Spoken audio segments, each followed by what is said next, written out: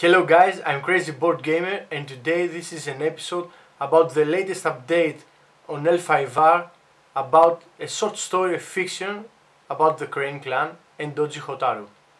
For every one of you who haven't seen any of our previous videos, I am Crazy Board Gamer and I love to create videos about my favorite card and board games that I love to play. So, if you also like to play card and board games, consider subscribing to my channel.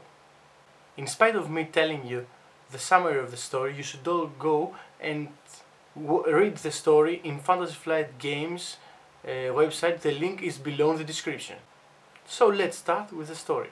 The story's title is Her Father's Daughter. The story starts with a caravan that is heading toward the imperial capital. And of course it gets ambushed by men who are dressed in peasant garment. Of course there are guards for the caravan and some cloaked guard is trying to protect the caravan. At first he is thought to be a Ronin, but as she reveals herself is the Doji Hotaru herself. Of course there are the bowing even from the Ronin who attacked the ambush when she realizes who the dressed guard was. And of course there is a fighting. Of course Doji Hotaru wins and kills the Ronin who tried to ambush the caravan. The next part of the story takes place in the imperial capital, of course, in the Crane Clan embassy. As soon as they arrived in the Crane Clan embassy, Doji Shizune is waiting for them, and of course he learns from Doji Hotaru what happened at the road. Doji Shizune understands that she is really worried, and Doji Hotaru replies that she's not worried about what happened, but for the general situation in Rokugan. There are Lion Clan disputes, Dragon Clan needs their help, as also as the Crab Clan, and of course the Scorpion Clan is getting a larger grip in the imperial court. Through the conversation of Doji Hotaru and Doji Shizune, we understand that Lord Satsume, who was the previous Crane Clan champion, was the father of Doji Hotaru and has died recently due to circumstances which are peculiar. At least everyone said that it just died, and they're waiting for the imperial magistrates to find the reason and conclude the research on what was the cause of death of Lord Satsume.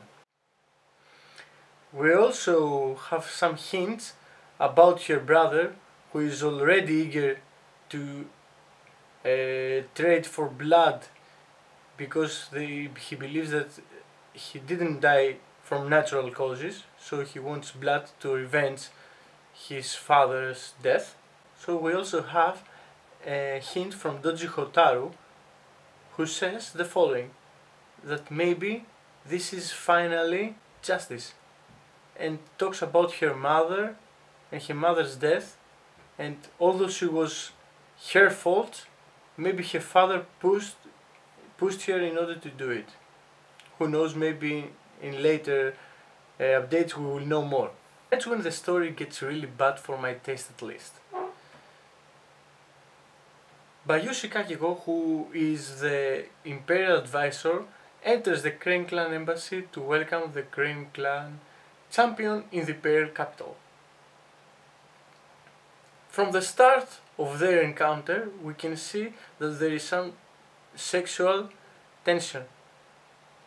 Especially from Hotaru, there is a strong sexual desire for Bayushi Kakeko, and Bayushi Kakeko also tries to seduce the Crane Clan champion. This gets more immense as soon as Doji Shizune leaves to the palace to go into the gardens, when we can see that there is kissing, or at least they try to kiss to get on with the story after the sexual part of the story before.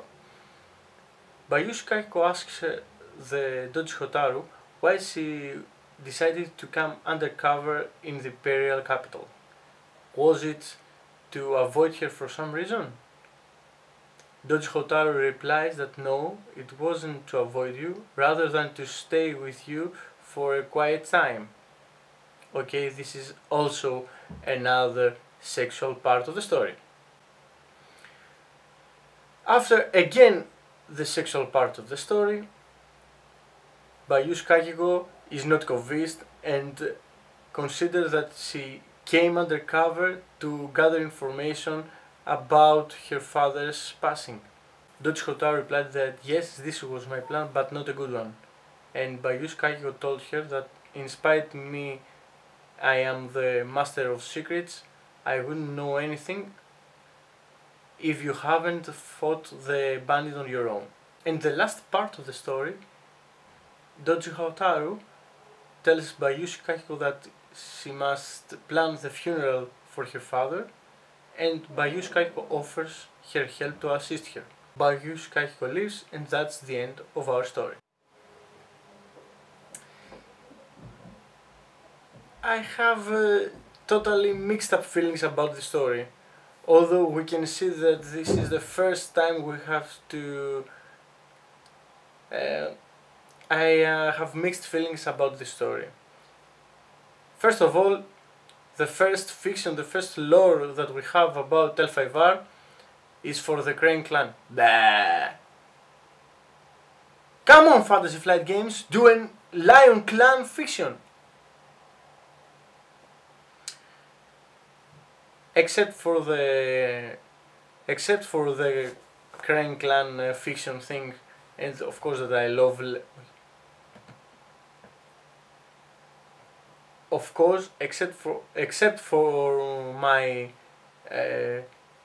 clan alignment, guys. Except for my clan alignment, there are other things that need to be said about the story. First of all, the 1/3 of the story is about the sexual tension between Bayushi Kakiko and Doji Hotaru. This is totally wrong for me, and Fantasy Flight Games did a really poor job in creating a story. It is the first story, and many people are not familiar with L5R, and should of course start with the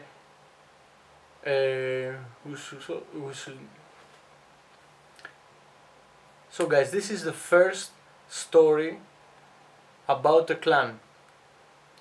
I believe that Fantasy Flight Games should have done something totally different. Should have really done something different. First of all, since it's the... I believe that Fantasy Flight Games should have done something different with this story. First of all, because it's the first story about the Crane Clan, they should do a history from the start and of the clan until this time of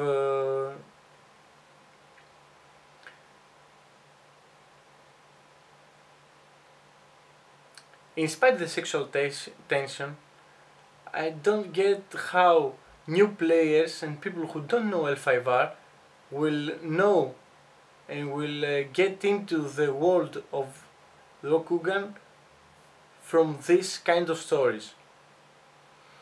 They should be a lot general, and after doing many more stories about the general world of Rokugan, of clans, kamis, and starting clan champions, then you should do a historical historical part of the stories. Okay.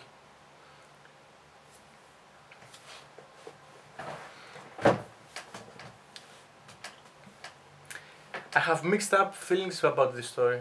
Actually, I didn't like this story. It was really simple in Actually, I didn't like this story. First of all, this is not a story that many people who don't know the world of Rokugan, who don't know about clans, about